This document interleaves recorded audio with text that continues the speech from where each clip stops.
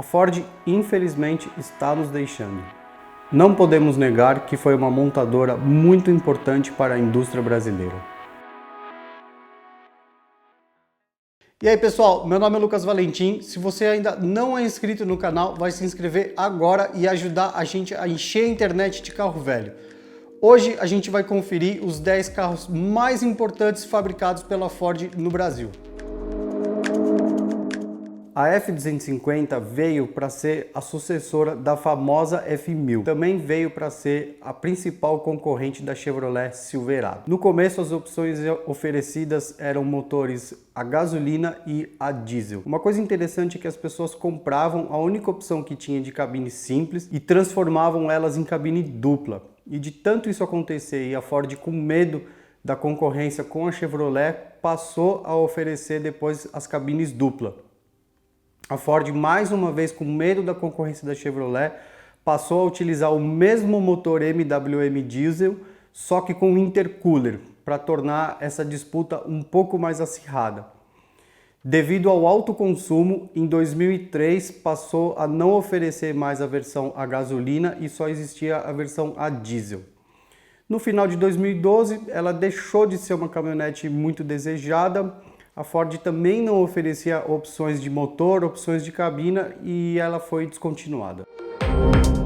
O Versailles ficou de 1991 a 1996. Ele era oferecido com motores AP de 1.8 e 2.0, álcool e gasolina. Tinha as versões 2 e 4 portas e obviamente a Royale, que era a Station Wagon. O legal do Versailles era que ele era feito pela Volkswagen, na mesma plataforma de produção do Santana. Então eles eram praticamente o mesmo carro. Isso foi naquela junção da Auto Latina, na fusão das duas montadoras. E obviamente o principal concorrente do Versailles era o Santana. Você sabia que na França já existia um Versailles? Ele existiu de 1954 a 1957. O Escort foi lançado em 1983 para substituir o Corcel 2. Ele era oferecido em versões L, GL, Guia e o famoso XR3. O XR3 era o destaque porque ele tinha rodas Aro 14, teto solar, banco esportivo e um visual bem moderno para a época, mas todos eles ainda tinham um motor 1.6. Ele passou por várias versões, inclusive nessa junção da Auto Latina ele recebeu o motor 1.8 AP, mas o destaque mesmo era o XR3, principalmente o conversível. Quem tinha um carro daquele na época era só magnata, era um carro muito à frente da época. Era muito legal ver um Escort XR3 conversível, principalmente aqueles que vieram já com a capota com um acionamento elétrico, e era muito legal. Ele teve várias versões, inclusive a versão 4 portas, produzido na Argentina, o Escort Guarujá, e aí ele foi perdendo a graça até que em 2002 ele saiu de linha de vez. O Del Rey era um sedã de luxo do início dos anos 80 e ele durou 10 anos. Ele era oferecido nas versões ouro e prata. Ele tinha roda de liga leve, trava elétrica, retrovisor com comando interno, banco de veludo, farol de neblina, mas o mais legal dele era aquele relógio digital no retrovisor interno. Cara, aquilo era demais. Eu lembro que meu avô teve um Del Rey desse e quando eu olhava aquele relógio, eu pensava, cara, isso é o futuro. Ele chegou a ter uma versão com um câmbio automático opcional em 1983. Ele era um carro bem econômico, mas ainda assim ele perdia mercado para o Opala, para o Monza, para o Santana. E na fusão da Auto Latina, mesmo assim, ele chegou a receber um motor AP 1.8. Em 1991, o Del Rey saiu de linha, mas ele cumpriu um papel bastante importante, que foi trazer esses itens mais modernos para um carro, coisa que o Landau não tinha. Vale destacar também a Pampa, que foi a única picape pequena com tração nas 4 rodas produzidas no Brasil. O Corcel talvez seja um dos carros mais importantes que a Ford produziu no Brasil. O Corcel praticamente sustentou a Ford por vários anos. Ele foi considerado o carro do ano nos anos de 69, 73 e 79 pela revista Auto Sport na época. Ele foi um carro muito bem aceito porque ele tinha um espaço interno muito bom e uns acabamentos excelentes também. Ele teve várias versões, uma das versões era o LDO, que era extremamente luxuoso para a época e ele tinha até mesmo o teto revestido de vinil. Vale destacar as Belinas e o Corcel GT. O Corcel GT foi uma tentativa muito legal da Ford, de muito sucesso, de fazer um carro um pouco mais esportivo. Então o GT tinha faixas no capô e de 68 cavalos eles conseguiram fazer um carro com 80 cavalos. E eles chamaram o Emerson Fittipaldi para pilotar esse carro em Interlagos e comprovar essa eficácia esportiva deles. Isso foi muito legal. O Landau foi um carro extremamente importante também, porque logo no seu lançamento em 1969, ele passou a ser o carro preferido dos presidentes, políticos, empresários de sucesso e foi um carro muito bem aceito. A Ford estava numa tentativa de fazer um carro muito acima da média e eles conseguiram, porque foram mais de 77 mil unidades produzidas.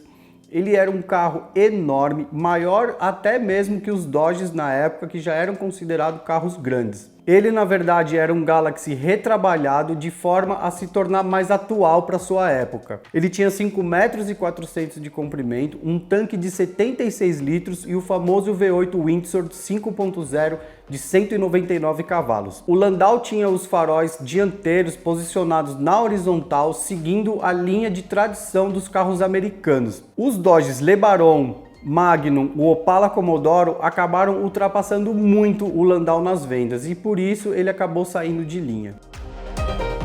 O Maverick foi fabricado no Brasil de 73 a 79, a Ford já vinha fabricando o Galaxy desde 67, a Chevrolet já estava com o Opala e a Ford precisava se reinventar em um carro que fosse moderno e tivesse um bom desempenho. Foi aí que a Ford começou a produzir os Mavericks no Brasil. Ele foi apresentado no Salão do Automóvel de 72, mas ele só foi lançado em 73. Isso fez com que criasse um desejo enorme pelo carro e uma das maiores campanhas publicitárias já feitas de um automóvel. E, inclusive ele teve filmagens feitas nos Andes e na Bolívia. Cara, muito louco isso. No lançamento oficial em 1973, a Ford convidou jornalistas para ir no autódromo de Jacarepaguá, no Rio de Janeiro. Levou 6 Mavericks 6 cilindros, 3 Mavericks V8 para as pessoas poderem pilotar o carro na pista e foi um lançamento de muito sucesso. Um dos carros foi até sorteado. Ele teve várias versões ao longo dos anos, inclusive uma versão de muito luxo, que era o LDO.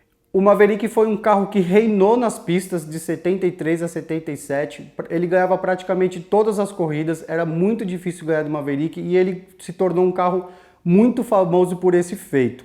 Ele teve várias versões luxuosas, inclusive o LDO, e em 79 ele parou de ser produzido. O interessante é que no Brasil foram produzidos 105 mil unidades desse carro, só sobraram mais ou menos 7 mil. Nos Estados Unidos foram produzidos e vendidos 2 milhões e 500 mil desse carro. Cara, é uma diferença muito absurda. O Galaxy foi apresentado no Salão do Automóvel de 1966 e ele veio para se tornar o principal concorrente do Dodge Dart. Quando foi lançado em 1967, ele automaticamente se tornou um sonho de consumo.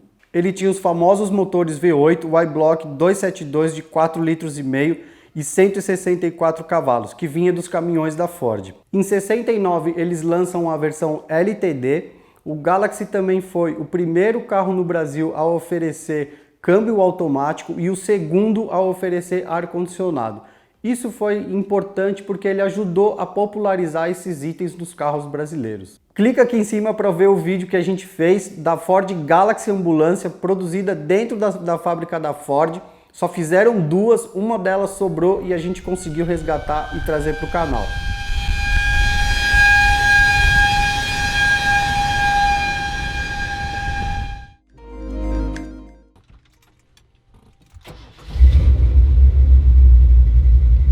Em 1957, a Ford passou a produzir as F100 na fábrica do Ipiranga. Elas seguiam a linha do caminhão F600 e também seguia a linha da própria F100 americana. Elas tinham um motor V8 de 4,5 litros e 167 cavalos com 3 marchas na coluna. Essas caminhonetes, as primeiras versões delas eram oferecidas com as caçambas Stepside, que tinham os paralamas salientes, mas isso fazia com que o espaço interno da caçamba ficasse reduzido. Então era muito comum de as pessoas, quando compravam, elas tiravam essa caçamba de ferro e colocavam as famosas caçambas de madeira, que era para poder carregar mais mercadoria. Geralmente eram comidas, né, alimentos que eram entregues na casa das pessoas. E chegou uma fase que a Ford chegou até a vender as caminhonetes sem caçamba nenhuma para que as pessoas pudessem colocar as caçambas de madeira. E depois vieram outras versões com a caçamba adaptada, normal, maior. E eu acho que aqui vale a pena destacar todas as caminhonetes da série F, a F1000, a F75, que se seguiu aí por muitos anos. Em 1957, a Ford começou a produção no Brasil com o caminhão F600. Era um caminhão com uma capacidade de 6 toneladas. No começo, o V8 era um motor importado, mas a partir de 58 ele já usava o motor Y-Block produzido no Brasil. Em 1960 já eram mais de 30 mil caminhões espalhados pelo país, e esses caminhões foram muito importantes porque eles ajudaram praticamente a construir o Brasil inteiro. Bom, esse foi o vídeo de hoje. Eu queria que vocês comentassem aqui embaixo o que vocês acham que aconteceu com a Ford no Brasil, dá a sua opinião. A melhor opinião que eu encontrei até agora foi do Badolato mesmo, o vídeo dele foi super esclarecedor e foi mais ou menos o que eu imaginava que tivesse acontecido mesmo. É isso aí, obrigado, não esquece de se inscrever e até a próxima.